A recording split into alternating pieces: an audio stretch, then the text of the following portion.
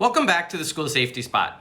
I know I've been off the videos for a little bit, but I hope the text versions provided you some information and some good resources. I did get some feedback from one of those specifically, and it was related to school trips, so I thought I would dive into that section a little bit more. I'm just going to give a brief overview and some ideas that you need to think about for running school trips, but I'll post a longer video on the website at www.schoolsafetyspot.com with some more in-depth details on different parts of trip planning.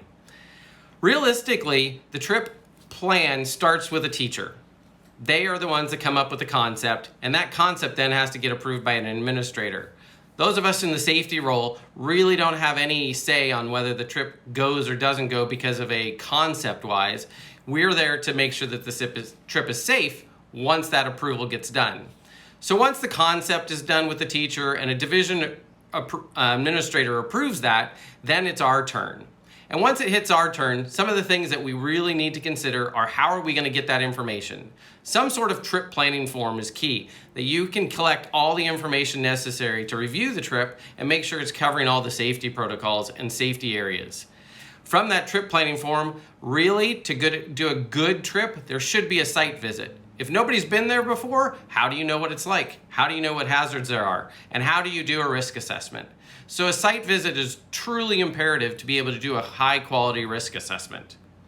Once that's done, then you need to decide, are you using a travel provider, some sort of vendor that's going to help out with those trips? If you are, there's all sorts of parts that go with that, and we can go into that later on. But it's really important to make sure that you've got a vendor that's able to provide all the services that you need and is licensed and insured to do that.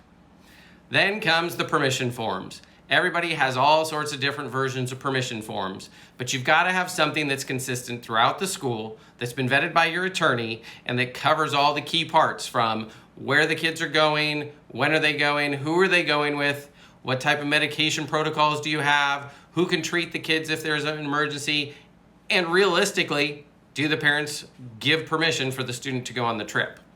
So I hope that's just a little tidbit that can help you think about some ideas when you're starting to plan your trips and when you're starting to help your teachers plan your trips. If you've got more questions, of course, reach out, but we'll be doing a more thorough dive into trip planning on the website. So have a great day. Hope you've enjoyed this clip, and we'll talk to you soon.